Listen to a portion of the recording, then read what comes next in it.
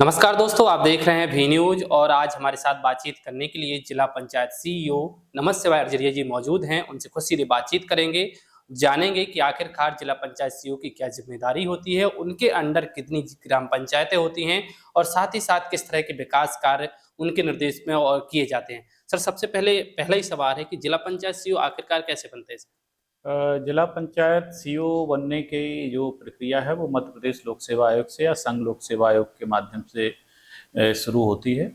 संघ लोक सेवा आयोग यूपीएससी जो एग्जाम लेता है, प्रतिवर्ष सिविल सर्विसेज एग्जाम के नाम से एक परीक्षा आयोजित होती है। उसमें जो भी आईएएस के रूप में सिलेक्ट होते हैं तो उन सभी को जिला कलेक्टर बनाने के पूर्व जिला पंचायत सीईओ का कार्यभार सौंपा जाता है, जिससे वह ग्रामीण विकास की योजनाओं से भली भांति परिचित हो सकें, वहाँ की क्या चुनौतियां हैं उनको जान सकें। इसी क्रम में जो राज्य लोक सेवा आयोग है उसके द्वारा भी प्रतिवर्ष एक परीक्षा ली जाती है लोक सेवा आयोग की, और इसके द्वारा डिप्टी कलेक्टर्स के पद पर लोग चयनित होते हैं, जो कि लगभग 12 से 14 वर्ष की समयावधि के उपरांत जिला पंचायत सीईओ के रूप में प्रमोट होते हैं। और ये भी वही सारा काम करते हैं जो आरआर ऑफिसर्स करते हैं। इनका भी काम यही है कि ग्रामीण जीवन की वास्तविकता को जाने और उससे संबंधित क्या चुनौतियां हैं, शासन की क्या योजनाएं हैं, उनको लोगों तक कैसे पहुंचाएं।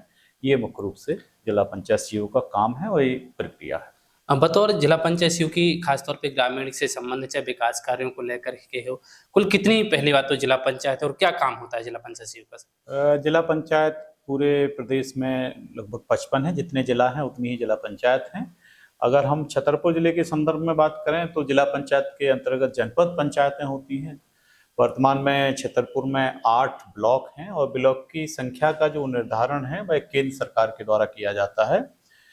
अगर हम बात करें कि छतरपुर जिले में पंचायतें कितनी हैं तो इस समय 559 ग्राम पंचायत छतरपुर में है, और इनका ढांचा इस प्रकार से जो त्रिस्तरीय पंचायती राज की सबसे छोटी इकाई है वो ग्राम पंचायत है। इसके बाद ब्लॉक पंचायत होती है, अर्थात जिसे हम जनपद पंचायत कहते हैं, और तीसरा जो लेवल है वो टॉप लेवल है जिसमें जिला पंचायत आती है। तीनों में इलेक्टेड बॉडी भी है और शासकीय कार्यों के संपादन के लिए गवर्नमेंट वाली बॉडी। केंद्र और राज्य सरकार की जो योजनाएं होती हैं वो कौन-कौन सी इन ग्राम पंचायतों में खास तौर पर लागू होती हैं? किन-किन योजनाओं का लोगों को लाभ मिलता है? अगर हम वर्तमान में कहें तो सर्वप्रमुख योजनाओं में जैसे प्रधानमंत्री आवास योजना है, और प्रधानमंत्री आवास ही नहीं बल्कि तमाम सारी योजनाएं हैं। अभी मनरेगा योजना के तहत ग्रामीण क्षेत्र में रोजगार की गारंटी उपलब्ध कराने का प्रयास किया जा रहा था, और इस योजना के तहत विभिन्न प्रकार के गांव में विकास काम किए जा रहे थे, जैसे कूप निर्माण हुआ, तालाब की बंड का निर्माण, नए तालाबों का निर्माण, खेल मैदान का निर्माण।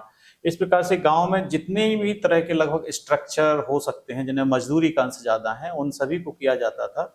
और अगर कहीं सामग्री के अंश की भी बात है तो विभिन्न योजनाओं के कन्वर्जेंस या अभिसरण के द्वारा भी ग्रामीण क्षेत्रों में विभिन्न कार्य किए जा रहे थे। अभी मनरेगा थी, अब इसी योजना का एक और परिवर्तित परिष्कृत स्वरूप बीबीजी रामजी के नाम से आया है, और इसमें भी लगभग वैसे ही कार्य किए जाएंगे। कुछ एक कार्यों को जो मनरेगा में थे वो गैर अनुमत इसमें कहा गया है, जैसे अभी पेरिफेरल बंड इसमें एक बनती थी, अब वो बीबीजी रामजी में नहीं बनेगी। और दूसरी चीजें ये की जा रही हैं कि जो नई योजना है उसमें टेक्नोलॉजी का प्रयोग अधिक से अधिक किया गया है, जैसे जीआईएस लोकेशन, जियो टैग करना, या जो वर्किंग प्लान बनाना है, वर्किंग प्लान ही नहीं बल्कि उसकी टीएस जो जारी किया जाना है वो भी विभिन्न प्रकार के सॉफ्टवेयर के माध्यम से, जैसे सिपरी एक सॉफ्टवेयर है उसके माध्यम से बनाई जा रही हैं। इन सब के पीछे कवायद अब ये हो रही है कि पूर्व में एक ही सड़क को कई बार बना करके एक भ्रष्टाचार या घोटाले किए जाते थे, तो उनको रोकने के लिए जब एक बार जियो टैग होगा, सड़क की जीआईएस लोकेशन होगी, नाली की जीआईएस लोकेशन होगी, तो उस पर रिपीट वर्क नहीं किया जा सकता है। तो ये नए फीचर्स के साथ बीबीजी रामजी आ रही है। और भी इसके अलावा प्रधानमंत्री कृषि सिंचाई योजना है, तमाम सारी योजनाएं, स्वच्छ भारत से संबंधित व्यक्तिगत संरचनाएं हैं जिनमें घरों में शौचालय बनाए जाते हैं। इसके अलावा सामुदायिक शौचालय के निर्माण, तो इस प्रकार की कई योजनाएं हैं। और इसके साथ साथ जो जिला पंचायत सीईओ है वो विकास अधिकारी होता है मूलतः। तो ग्रामीण विकास तो की योजनाएं तो हैं ही, साथ साथ इसमें विभिन्न जो विभाग हैं जो ग्रामीण विकास से ही जुड़े हुए हैं, जैसे कि अनुसूचित जाति जनजातीय विकास, तो उससे संबंधित विभिन्न जो कार्य हैं, चाहे वो वनाधिकार पट्टे के कार्य हों, या फिर हम देखें स्वास्थ्य विभाग की विभिन्न योजनाओं को जमीन तक ले जाना, महिला बाल विकास की विभिन्न योजनाओं को जमीन पर उतारना, आंगनबाड़ियाँ सही ढंग से खोलें, तो ये संपूर्ण तरह के कार्य जो हैं वो जिला पंचायत के कार्य क्षेत्र के अंतर्गत आते हैं। सर, बरसात को देखते हुए किस तरह से पूरे गाँव की जो संरचना है वो निर्मित की जाती है, ताकि पानी के लिए कई तालाब भी खोदे जाते हैं, अक्सर देखा जाता है। तो किस तरह से तैयारी रहती है पूरी जिला पंचायत से कि बस बारिश को लेकर के? लगभग जो प्रत्येक बारिश आती है उसके करीब 2 ढाई महीने पूर्व से जलगंगा संवर्धन के कार्य सभी जिलों में संपन्न किए जाते हैं। तो इसमें इस वर्ष जो टारगेट रहा उसमें मुख्य रूप से जो हमारे प्राचीन जल स्रोत थे उनके उन्नयन के, उनके संरक्षण के, जैसे छतरपुर जिले के संदर्भ में हम देखें तो चंदेलकालीन बावड़ियाँ थी, जो कि पानी का सबसे अच्छा स्रोत थी, जो हजारों सालों से लगातार हमारी चली आकर के हमारी संस्कृति का अभिन्न अंग बन चुकी है। तो इन सब का, इसके अलावा जो हमारे जलीय संरचनाएं थीं जितनी भी प्रकार की, उन सब की साफ सफाई करना, जो नदी नाले हैं जहाँ पे बाढ़ आने की संभावना है, लोअर लैंड है, उनकी साफ सफाई करना, वृक्षारोपण की पूर्व तैयारियां कर लेना, इस प्रकार के काम लगातार इसमें किए जा रहे हैं। कई तालाब भी खोदे जाते हैं, तालाबों का गहरीकरण भी किया जाता है, गाद भी निकाली जाती है। ऐसे विभिन्न कार्य इस दौरान, इस अवधि में किए जा रहे हैं। अब बरसात को देखते हुए चूंकि कई इलाके डूब क्षेत्र में भी आए, तो क्या तैयारी है बरसात को लेकर के यदि बरसात अधिक होती है? बरसात को लेकर के सबसे पहले तो आपदा के संबंध में क्या प्रशिक्षण हो, अगर आपदा आती है तो किस प्रकार से किस व्यक्ति की ड्यूटी हो, उसको लेकर के एक प्रशिक्षण दिया गया है।